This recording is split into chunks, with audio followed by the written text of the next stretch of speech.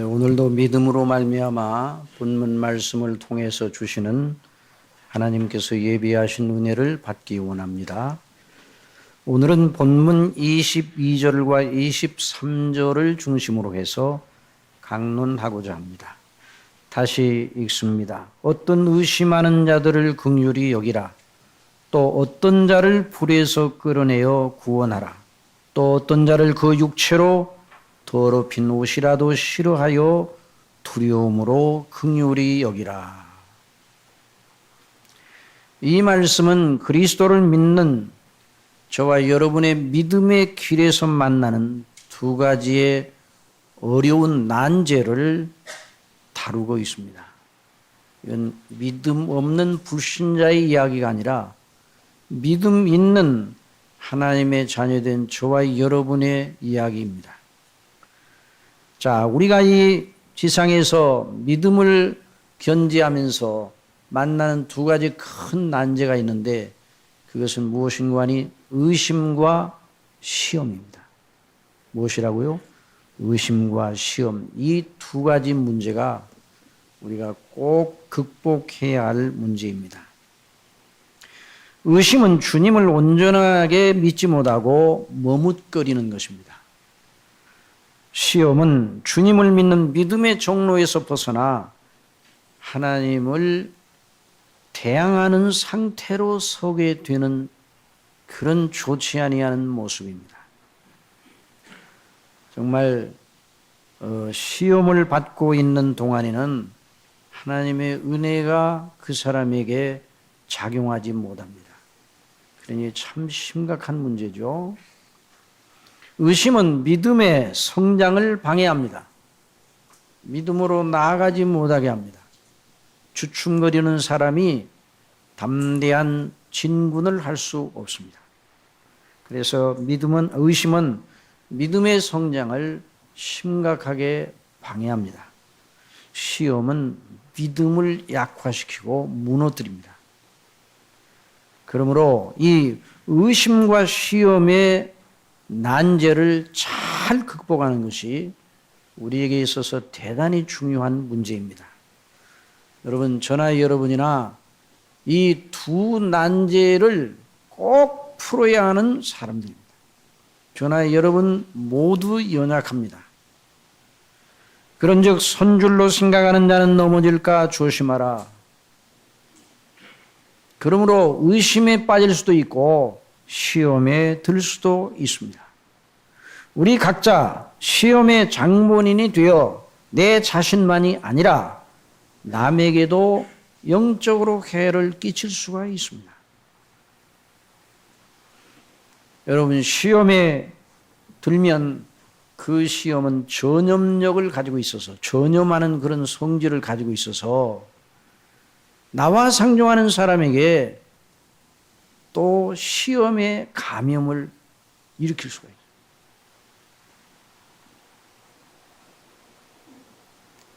또 의심은 내 믿음도 약화시킬 뿐만 아니라 다른 사람의 믿음도 약화시킬 수가 있어요.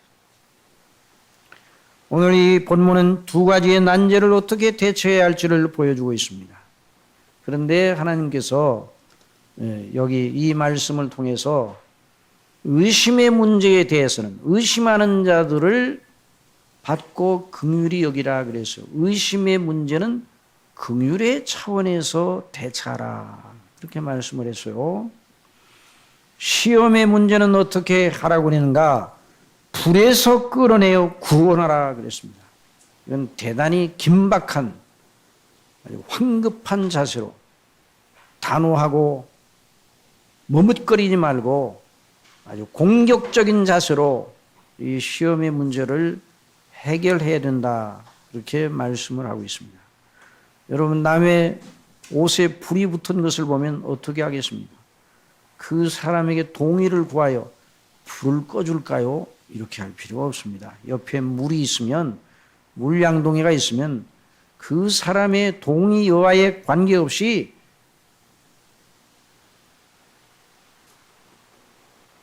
찬물을 끼얹어 그 불을 끄는 것이 그 사람에게 유익이 되는 것입니다. 자, 그래서 오늘 이 말씀 긍휼과 시험을 극복하는, 또 이 문제는 남의 시험의 문제뿐만 아니라 저나 여러분 자신에게 대하여서도 어떤 자세를 가져야 되는가를 가르쳐주고 있습니다. 그래서 이 두 가지 문제를 말씀을 통해서 공부하면서 은혜를 받기를 원합니다. 먼저 의심의 문제부터 살펴보겠습니다. 의심은 우리의 본성의 연약과 무지와 어리석음에서 비롯되는 것입니다. 죄악된 인간의 본성은 그 자체가 하나님을 부인하고 영적인 일에 대해서 무디어 있습니다. 아니, 영적인 일에 대해서 죽어 있어요. 어리석습니다. 그래서 로마서 1장 21절에 하나님을 알되 하나님으로 영화롭게도 아니하며 감사하지도 아니하고 오히려 그 생각이 허망해지며 미련한 마음이 어두워졌나니 스스로 지혜 있다 하나 우준하게 되어 썩어지지 아니하는 하나님의 영광을 썩어질 사람과 금수와 버러지 형상의 우상으로 바꾸느니라. 저나 여러분이나 자신이 가지고 있는 이 본성, 육체적인 성향은 하나님을 믿고 따르는 것을 항상 방해합니다. 그래서 성령님의 인도하심을 받아야 됩니다. 아니, 믿음의 시작도 성령님의 역사가 있어야 됩니다. 성령님의 역사로 말미암아 거듭나야 믿음이 시작이 되는 것입니다. 그리스도 안에는 새 생명의 원리를 성령님으로 말미암아 하나님께서 우리에게 주셔야 성경이 말하는 믿음을 시작할 수가 있어요. 주는 그리스도시요 살아계신 하나님의 아들이시니라 라는 이런 베드로의 신앙 고백을 들으신 우리 예수님께서 바요나 시몬아 내가 복이 있도다 이를 내게 알게 하니는 혈육이 아니요 하늘에 계신 내 아버지시니라. 여러분, 예수님을 목격한 사람들은 너무나 많았습니다. 예수님이 하시는 일을 보고 그 권능을 보고 그 이적의 떡을 먹은 사람도 많았습니다. 아니, 가룟 유다를 생각해 보십시오. 다른 제자들과 똑같이 예수님과 함께 3년여 동안 숙식을 같이 하면서 예수님이 하시는 모든 말씀을 들었습니다. 예수님의 행하시는 모든 일거수일투족을 다 보았습니다. 예수님의 표적과 여러 권능을 보았습니다. 그렇게 3년을 지냈어도 예수님이 누구신지 제대로 알지 못했습니다. 그런데 베드로는 알았습니다. 그 차이가 어디서 온 것인가? 베드로 자신이나 가룟 유다 자신으로부터 비롯된 것이 아닙니다. 물론 가룟 유다가 예수님이 누구신지를 알지 못한 건 하나님께서 베드로에게 주셨던 놀라운 그 빛을 주지 않으셔서. 그래서 우리 예수님께서 이를 내게 알게 하니는 혈육이 아니라 하늘에 계신 내 아버지시니라 말씀을 하셨습니다. 또 예수님께서 말씀하셨습니다. 아버지께서 내게 주시는 자는 다 내게로 올 것이요 내게 오는 자는 내가 결코 내어 쫓지 아니하리라. 또 마태복음 11장 27절에 내 아버지께서 모든 걸 내게 주셨으니 아버지 외에는 아들을 아는 자가 없고 아들과 또 아들의 소원대로 계시를 받는 자 외에는 아버지를 아는 자가 없느니라. 그러신 다음에 우리 예수님께서 이어 말씀하셨습니다. 수고하고 무거운 짐진 자들아 다 내게로 오라. 내가 너희를 쉬게 하리라. 나는 마음이 온유하고 겸손하니 나의 멍에를 메고 내게 배우라. 그러면 너희 마음의 쉼을 얻으리니 이는 내 멍에는 쉽고 내 짐은 가벼움이라 말씀하셨어요. 여러분, 누가 수고하고 무거운 짐진 자들입니까? 본질적으로 따지면 모든 인생이 다 죄로 말미암아 수고하고 무거운 짐진 자들입니다. 그러나 수고하고 무거운 짐진 자들아 다 내게로 와서 쉬어라 라는 말씀에 반응하는 사람은 누구입니까? 모든 사람이 그렇게 반응합니까? 믿음은 모든 이의 것이 아니라고 사도 바울이 데살로니가 3장 2절에서 말씀을 했습니다. 저나 여러분이 믿음을 가진 것은 처음부터 창세전부터 우리 아버지께서 저와 여러분을 택하시고 그리스도 안에서 놀라우신 은혜를 주시기로 미리 작정하시고 하나님의 아들로 삼으시려고 미리 예정하신 그 거룩하신 아버지 하나님의 긍휼, 인자하심 때문입니다. 우리 자신에게서 난 것이 아니라 이 말입니다.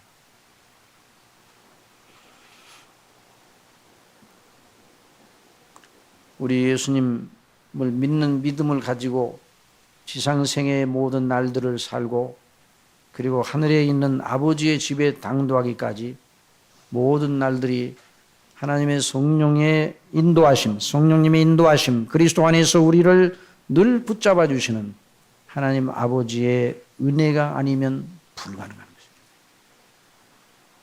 그러니까 우리를 우리 되게 한 것은 내 자신이 아니라 하나님의 은혜입니다. 사도 바울이 나의 나 된 것은 누구의 은혜라고요? 하나님의 은혜로다. 그러니까 이런 믿음으로 담대하게 나아가는 것이 마땅합니다. 정말 죄 없으신 주님께서 우리를 대신하여 대속의 제물로 죽으셨습니다. 아버지께서 우리의 모든 죄를 주님의 피로써 속하시고 용서하시고 우리 주님의 의를 우리의 것으로 여겨주시고 의롭다 하셨습니다. 그리고 아들들로 받아주시고 영생을 주셔서 영원히 하나님 나라에서 하나님께 영광을 돌리는 그런 귀한 하나님 나라의 상속자로 삼아주셨어요. 그러니 이걸 생각하면 머뭇거릴 것이 무엇이겠어요. 그래서 에베소 3장 12절에 이렇게 말씀을 하였습니다. 우리 한번 따라해 봅시다. 우리가 그 안에서 그를 믿음으로 담대함과 하나님께 당당히 나아감을 얻느니라. 여러분 주님 안에서 하나님 아버지께 대하여 담대함을 가지라고 했어요. 하나님께 당당히 나아감을 얻느니라 말씀하셨어요. 주님 무엇을 의심하고 무엇을 머뭇거릴 것이 있겠습니까? 없어요. 그러므로 우리가 다 하나님의 아들을 믿는 것과 아는 일에 하나가 되어 온전한 사람을 이루어 그리스도의 장성한 분량에 충만한 데까지 나아가는 것이 우리에게 남겨진 거룩한 숙제입니다. 그러나 우리가 땅에 있는 동안에는 우리의 사람됨 속에 예수 그리스도를 모르던 시절의 옛 습관, 옛 본성이 남아 있습니다. 거기서 의심이 나옵니다. 저나 여러분 모두에게 마찬가지예요. 이거 누가 이런 것이 더 많은가? 차이가 없습니다. 다 저나 여러분이나 똑같이 옛사람이 우리 지체 속에 있습니다. 여러분 그것을 인식을 해야 돼요. 그래서 거기서 우린 믿음을 조회하고 성장하지 못하게 방해하는 의심이 나오는 것입니다. 그래서 두려워하고 의심이 생기면 두려워지고 앞날에 대한 근심이 따라옵니다. 낙담이 됩니다. 너희는 마음에 근심하지 말라. 하나님을 믿으니 또 나를 믿으라. 말씀하셨어요. 내 아버지 집에는 구할 것이 많도다. 말씀하셨어요. 제자들이 마음에 두려움이 생겼는데 왜 그런가? 의심 때문에 그래요. 그걸 이길 수 있는 의심을 이길 수 있는 것이 무엇이겠습니까? 믿음입니다. 의심을 이길 수 있는 게 뭐라고요? 믿음이에요, 믿음. 그래서 하나님의 성령께서 우리 속에 믿음이 떨어지지 않도록 더 주장해 주시고 우리 예수님께서 우리 믿음이 떨어지지 않도록 하나님 우편에서 기도하고 계십니다.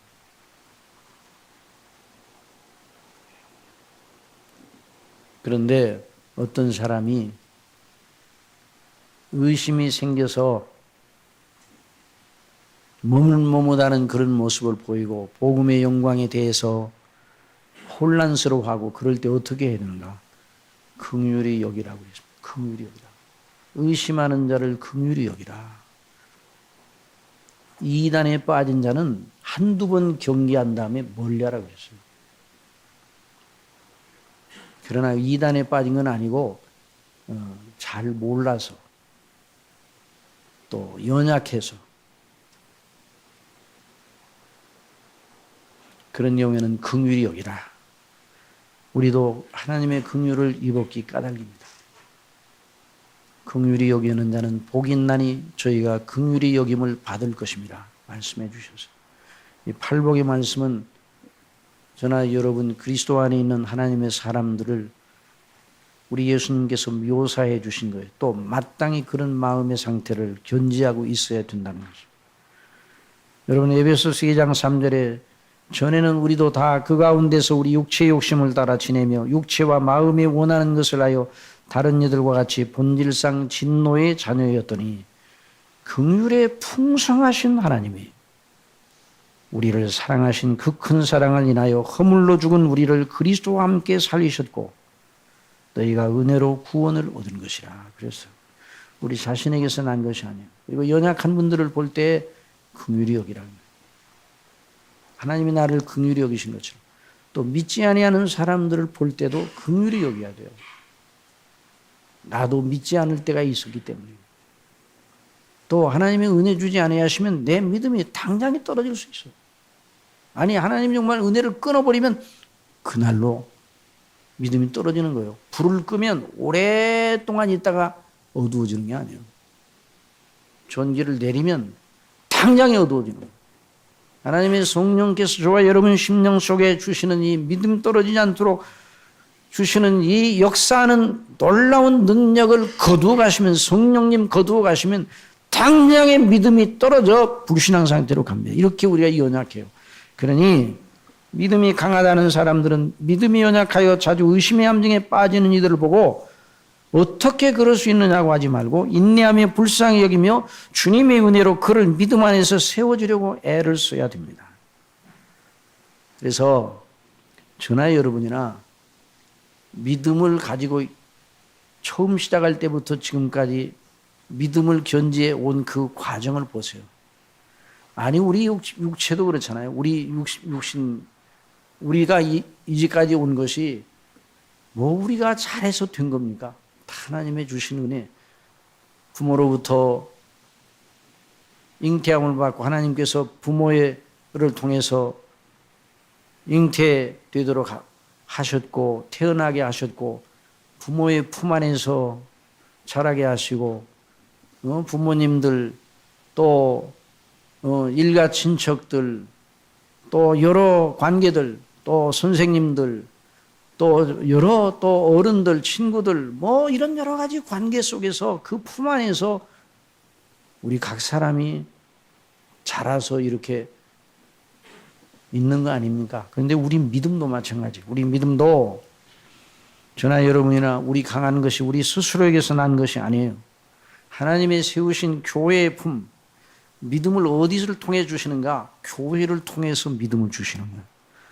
여러분 그렇게 믿으시기 바랍니다. 하나님께서 우리를 어디서 나셨는가? 교회를 통해서 나셨어요. 말씀으로. 그래서 교회는 영적인 어머니, 품과 같다. 이 어거스틴의 그 이해입니다. 뭐 그거 틀림없어요. 칼빈 목사님도 역시 그렇게 받았어요.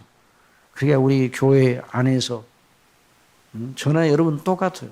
저도 처음 교회 출석할 때 청년 때 교회 출석할 때 그 목사님이 사랑하시고 존귀하게 여기시고 반가워하시고 장로님들이 늘 격려하시고 또 권사님들이 한 주일에 한 번 만나는데 몇십 년 만에 자식을 만나는 것처럼 반가워하시더라고요. 그런데 세상에 이런 집단이 어디 있는가? 아무 데도 없었어요. 그래서 그렇게 반가워하시고 손을 붙잡고 또 오셨냐고 하고 손을 붙잡고 존귀하게 여기고 우리 부모님들이 저를 존귀하게 여기는 건 부모님이니까 그렇지만 전혀 관계도 없는 분이 왜 그렇게 존귀하게 여기는가?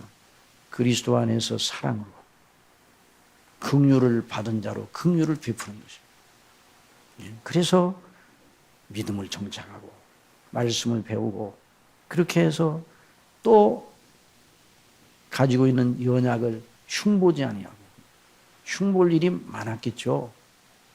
전혀 예수님을 모르던 사람이 교회 와서 생활할 때 흉볼 일이 없겠어요. 흉을 보려면. 그러나 흉보지 아니하고 존귀하게 여기면서 그래서 의심하는 자들을 긍휼히 여기라. 의심하는 자들을 받되 긍휼히 여기라고 말씀하셔요. 그래서 저나 여러분이 이런 교회 품 안에서 있는 것이에요. 여러분 그를 인하여 하나님께 감사하시기 바랍니다. 내 스스로 있는 것처럼 생각하면 안 되는 거예요. 그래서 계속 말씀을 배우게 하고 확신하고 적용하고 경건에 부단한 연습을 하도록 함께 격려하는 것이 바로 성도들의 자세인 것입니다. 자, 이것은 이제 의심의 문제는 이렇게 해서 풀어나가고 그 다음에 시험의 문제는 어떻게 풀어야 되는가. 어떤 자들을 불에서 끌어내어 구원하라. 그래서 여러분 불 가운데 있는 사람 끌어낼 때 어떻게 끌어내요? 황급하게 끌어내요. 성령께서는 이 유다로 하여금 시험 가운데 있는 사람을 불 가운데 들어가 있는 것을 비유하고 있어요. 시험도 우리 연약에서 나오는 거죠. 무지를 통하여 오는데 이 경우는 조금 이 의심과는 좀 다릅니다. 여기에는 사단의 작용이 있습니다. 뭐가 있다고요? 시험에는 사단의 작용이 있어요. 사단의 목적은 우리를 하나님에게서 떼어내어 멸망시키려는 데 있습니다. 그러나 그 목적은 달성될 수 없어요. 왜냐하면 아버지께서 당신의 자녀인 우리를 빼앗기지 않는다고 말씀하셨어요. 아버지 손에서 빼앗을 자가 없다고 말씀하셨어요.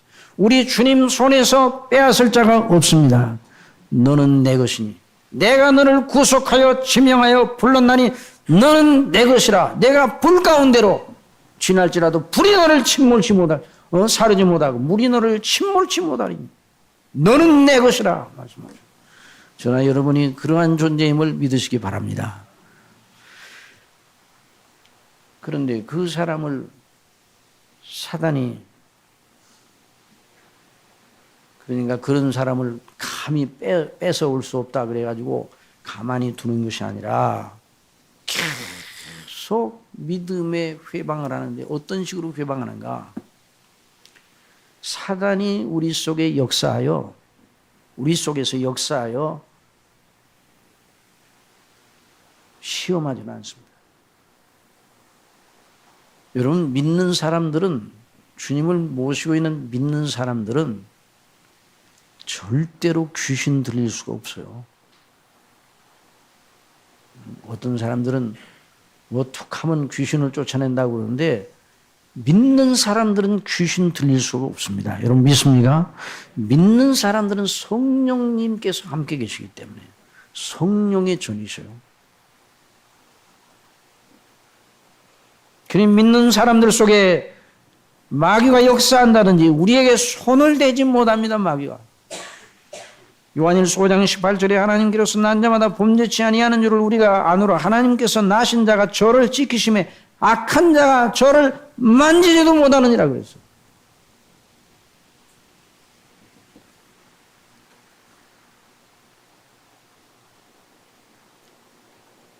또 아는 것은 우리는 하나님께 속하고 온 세상은 악한 자 안에 처한 것이며 그런데 우리가 이 땅에 있는 동안은 영적 전투장에 있는 것이에요.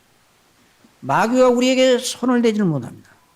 마귀가 우리 속에 역사하지 못합니다. 마귀가 우리를 속에서 불신앙자들처럼 불순종의 아들들 가운데 역사하는 식으로 역사할 수가 없어요. 그러나 어떻게는 할 수 있는가? 불화살을 던질 수가 있어요. 여러분 옛날 해전을 보게 되면 바다에서 배들이 싸울 때 배와 배 사이가 떨어져 있잖아요. 근데 불을 갖다가 화살에다가 함께 묶어가지고 불을 보내잖아요. 불을, 화살로. 그래서 배 갑판이나 이런 데 붙어가지고 박혀가지고 거기서 불이 나가지고 배가 침몰하는 위기를 맞잖아요. 그런 것처럼 사단이 시험을 하는데 어떻게 하는가? 불화살로. 뭘로요? 불화살로 시험을 하는 겁니다. 그래서 우리 예수님께서 늘 이 시험을 조심하라고 말씀해 주셨고 사단이 너를 밀가부하려 한다. 또 사도 바울은 에베소 6장에서 정말로 너희가 주 안에서와 그의 힘의 능력으로 강건해지고 마귀의 괴계를 능히 대적하기 위하여 하나님의 전신갑주를 입으라. 뭐를 입으라고 그랬어요? 하나님의 전신갑주를 입고 싸우라. 믿음의 방패, 마귀의 화전을 소멸하기 위하여 믿음의 방패를 가지라고 했어요. 마귀의 불화살을 이기기 위해서.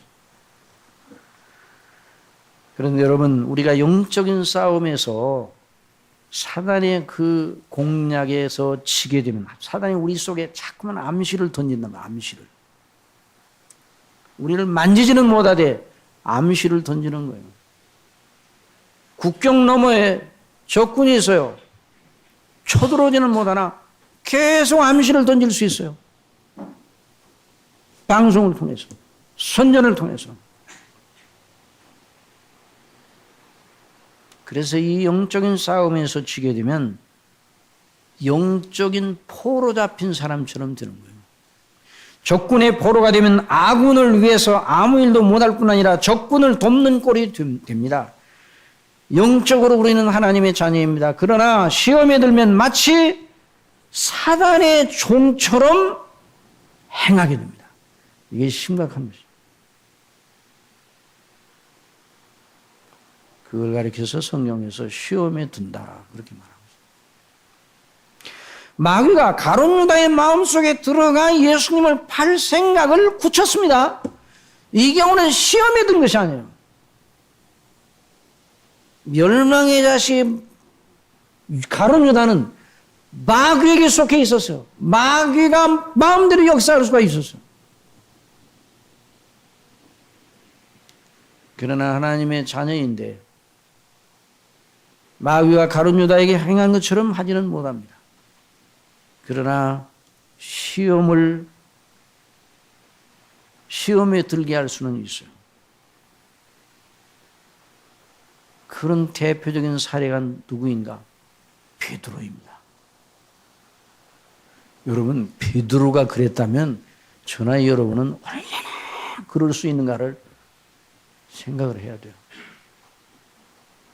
예수께서 잡히시기 전날 밤 최후의 만찬 속에서 예수님 말씀하셨습니다. 시몬아 시몬아 보라 사단이 밀가부리도 타려고 너희를 청구하였다 그랬어요. 그러나 내가 너를 위하여 내 믿음이 떨어지지 않기를 기도하였느니 너는 돌이킨 후에 내 형제를 굳게 하라. 예수님은 알고 계셨어요. 베드로가 얼마나 나동거라질지를 예수님은 다 알고 계셨어요. 사단이 지금 베드로를 청구를 했어요. 어떻게 청구하려고요? 밀가부로 하려고. 밀가. 곡식을 갖다가 키다 놓고 까불잖아요. 밀가부로 하려고. 그러니까 이 표현이, 예수님의 표현이 정말 엄청나게 무서운 표현이에요. 그리고 겟세마네 동산에서 기도하시면서 제자들에게 함께 기도할 것을 권하시며 이렇게 말씀하셨습니다. 조금 나가서 얼굴을 땅에 대시고 엎드려 기도하여 가라사대 내 아버지여 만일 할만하시거든 이 잔을 내게서 지나가게 하옵소서. 그러나 나의 원대로 마옵시고 아버지의 원대로 하옵소서 하시고. 자, 예수님이 이런 피땀 흘리는 기도를 하고 계셔요. 간절히 기도를 하고 계시는데 제자들은 뭐하고 있는가? 제자들에게 와서 보니 자고 있어요. 그 자는 것을 보시고 베드로에게 말씀하시되 특별히 베드로에게 말씀하셨어요. 너희와 나와 함께 1시 동안도 이렇게 깨어 있을 수 없더냐. 시험에 들지 않게 있어 기도하라. 뭐라고요? 시험에 들지 않게 깨어 있어 기도하라. 마음에는 원이로되 육신이 약하도다. 자, 이 부분을요. 내 마음은 하고 싶으나 내 이 육체가 약해서 못해요. 이런 말로 이해를 하면 안 돼요. 이렇게 이해해요. 네가 하나님의 자녀로서 마음으로는 하나님 앞에 합당하게 하고 싶은 간절함이 있으나 내 속에 있는 옛 본성의 성향, 육체적인 성향이 내 자신의 힘으로는 안 되게 만들어 결국 마귀의 시험에 지고 만다 이 말이에요. 여러분, 베드로가 예수님과 함께 저녁 식사를 할 때만 해도 베드로의 마음은 의기충천하였습니다. 오늘 밤에 너희가 나를 버리리라. 기록된 바 내가 목자를 치리니 양의 떼가 흩어지리라. 그러나 그 말씀을 아랑곳하지 않고 베드로는 장담하였습니다. 다 주를 버릴지라도 나는 언제든지 버리지 않겠나이다. 예수님, 내가 진실로 내게 이르노니 오늘 다 굴기 전에 네가 3번 나를 부인하리라. 한 번도 아니고 3번. 다 굴기 전, 저녁 잡수실 때부터 다 굴기 전의 시간이 저녁을 몇 시에 잡수셔야 되는 정확하게 그 몇 시간밖에 안 되는 거예요. 첫 닭이 우는 건 11시.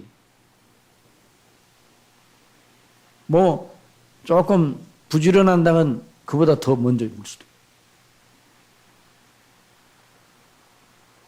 그 시간 동안에 무슨 일이 벌어지길래 예수님을 3번까지 부인한단 말입니까?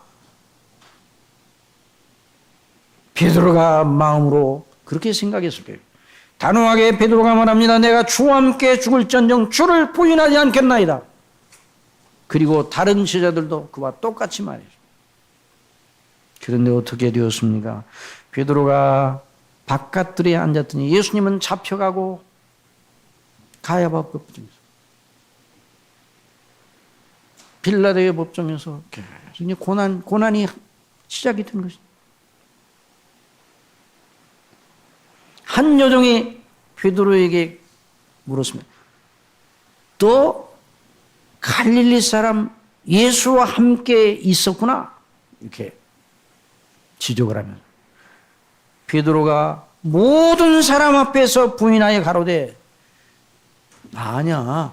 이렇게만 말한 게 아니라 여러 사람이 있는데 모든 사람이 다 듣도록 나 아니야. 내 말하는 것이 무엇인지 알지 못하겠노라.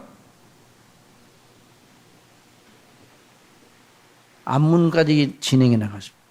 예수님을 따라서. 잡히신 예수님을 따라서. 다른 요정이 저를 보고 거기 있는 사람들 좌중에게 말했습니다. 이 사람 나사렛 예수와 함께 있었어.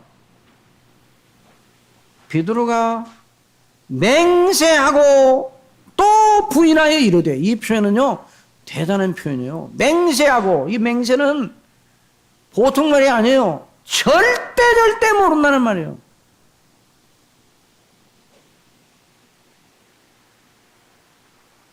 내가 그 사람을 알지 못하노라. 예수님을 절대 모른다고. 조금 후에 곁에 섰던 사람들이 이제까지는 여종 하나하나 그랬는데 여러 사람들이 나와 베드로에게 다그칩니다. 너 진실로 그 당이 아니야? 내 말소리가 너를 나타내는데. 그때 베드로가 뭐라고 했는가? 저주하여 맹세하여 가로되. 누구를 저주했어요?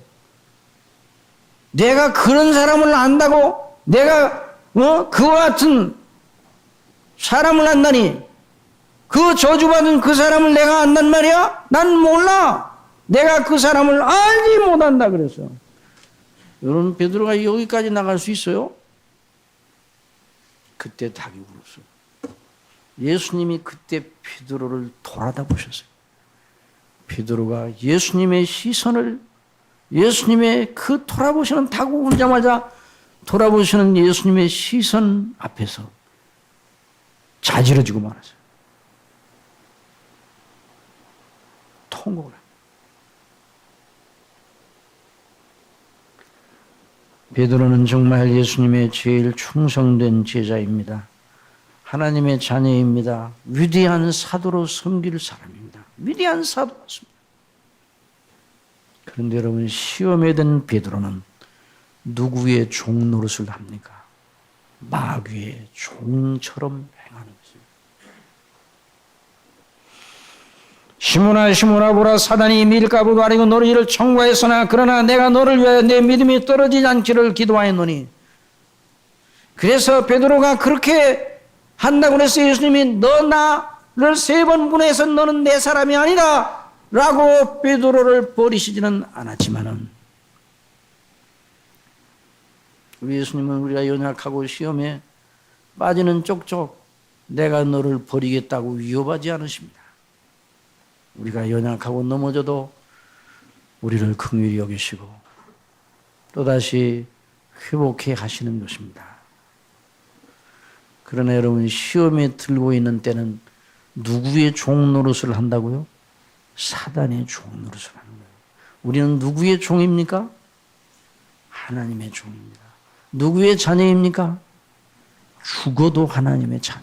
죽어도 사단의 종은 안 돼야 되잖아요. 그런데도 우리가 연약해 시험을 받게 돼요. 이렇게 되는 거예요. 그럼 마귀의 시험이 어디를 통하여 오는가?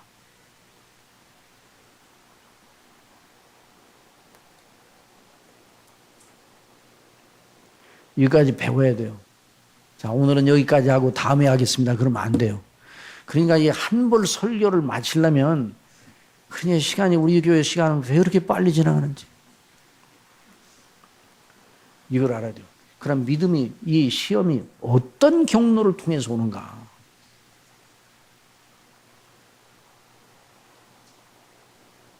하나님을 믿음으로 바라보는 때에는 안 옵니다. 언제는 안 온다고요?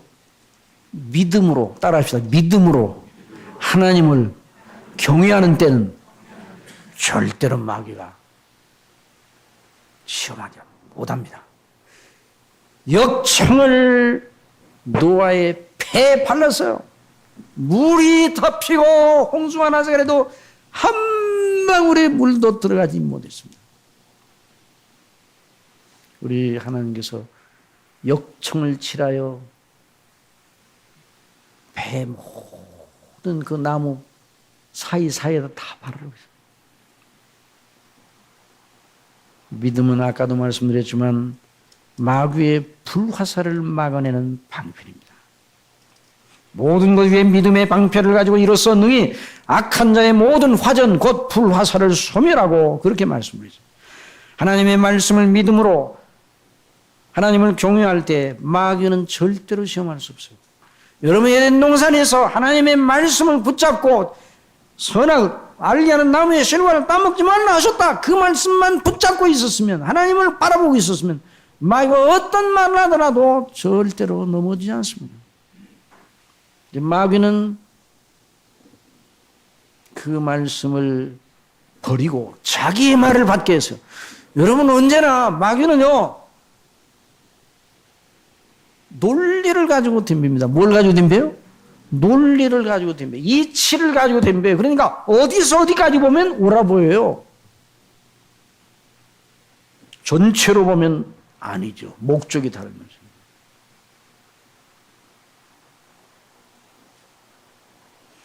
예수님께서 죽으시고 다시 부활하실 것을 말씀하시기 시작하셨을 때 제일 먼저 베드로가 어떻게 했습니까? 가라여 가로되 주여 그리마옵소, 이 일이 결코 주에게 미치지 아니하리다. 예수님을 위해서 사람의 생각으로 그 말씀을 드렸습니다. 그러니 예수님께서 뭐라고 말씀하셨어요? 예수께서 돌이키시며 베드로에게 이르시되 사단아 내 뒤로 물러가라. 너는 나를 넘어지게 하는 자로다. 내가 하나님의 일을 생각하지 아니하고 도리어 사람의 일을 생각하는도다. 여러분, 마귀가 어디를 통해서 온다고요? 하나님의 일을 생각지 아니하고 하나님의 말씀을 떠나서 사람의 생각으로, 사람의 생각에 빠져 있을 때 틈을 가지고 그 틈으로 들어옵니다. 이건 누구 얘기하는 건가? 저 얘기나 여러분 얘기 다 해당되는 겁니다.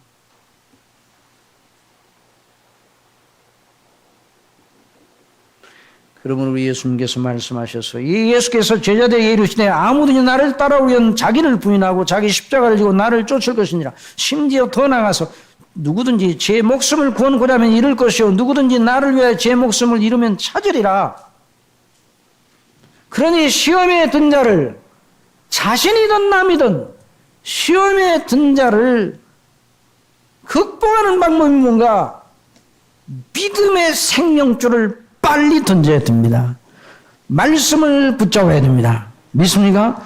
믿음의 정론으로 되돌려야 돼요. 시험 받은 자를 인간적으로 설득해 가는 것은 진통제로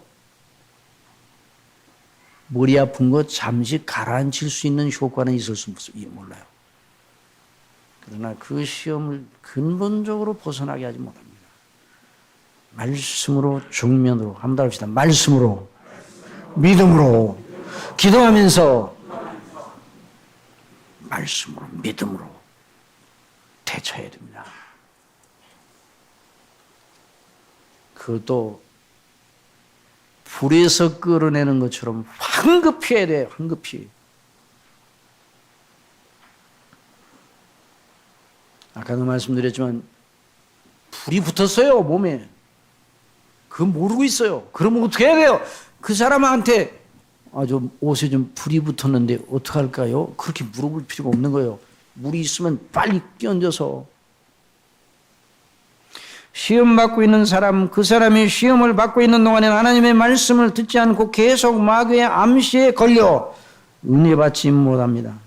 그런 사람은 어떻게 해야 되는가?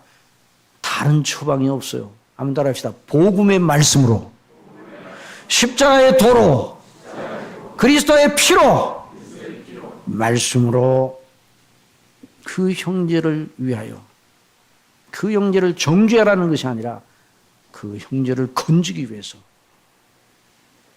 들이대야 됩니다. 그 사람의 인격을 공격하라는 것이 아니에요. 시험받고 있는 그 사람은 형제입니까? 형제가 아닙니까? 형제입니까? 형제가 아닙니까? 형제, 우리 형제예요. 시험받고 있는 사람도. 그러나 시험받는 상태에 있으면 그 사람이 영혼도 나쁘고 하나님의 영광도 가려지고 다른 사람에게도 안 되는 거죠. 그래서 단호하고 가차없이 인정사정 볼 것 없이 그 생각을 말씀으로 들이대야 됩니다. 저나 여러분 자신에 대해서도 그래야 됩니다. 그 연습을 잘 하시기 바랍니다. 여러분, 우리는요, 얼마나 나쁜지, 저나 여러분이 얼마나 그런지 시험에 들면 이걸 즐깁니까? 안 즐깁니까? 즐겨요. 시험에 들면요, 그 시험을 가지고요, 생각을 연달아 해가지고 즐겨가지고요, 한동안요, 아주 그냥 제일 놀아요. 그 동안에는요, 하나님도 그 생각 속에는 안 계셔요. 그 시간이 길면 길수록 좋지 않은 거예요. 단호하고 빨리 가차없이 인정사정 볼 것 없이 하나님의 말씀으로 들이대야 됩니다. 그리스도의 피로 들이대야 됩니다. 자신도 그래야 돼요. 자신도. 그래서 사단의 시험을 이기는 것은 말씀과, 한번 따라합시다. 말씀과 그리스도의 피를 믿는 믿음, 이것이 마귀를 이기는 해법입니다. 요한계시록 12장 10절에 있는 말씀을 들어보세요. 제가 읽을 테니까. 내가 또 들으니 하늘에서 큰 음성이 있어 가로되 이제 우리 하나님의 구원과 능력과 나라와 또 그의 그리스도의 권세가 이루었으니 우리 형제들을 참소하던 자, 누구예요? 참소하던 자가 마귀예요. 마귀. 곧 우리 하나님 앞에 밤낮 참소하던 자가 쫓겨났고 또 여러 형제가 어린 양의 피와, 누구의 피? 어린 양의 피, 그리스도의 피와 자기의 증거하는 말, 그 말씀을 인하여 저를 이기었으니 그들은 죽기까지 자기 생명을 아끼지 아니하였다고 그랬어요.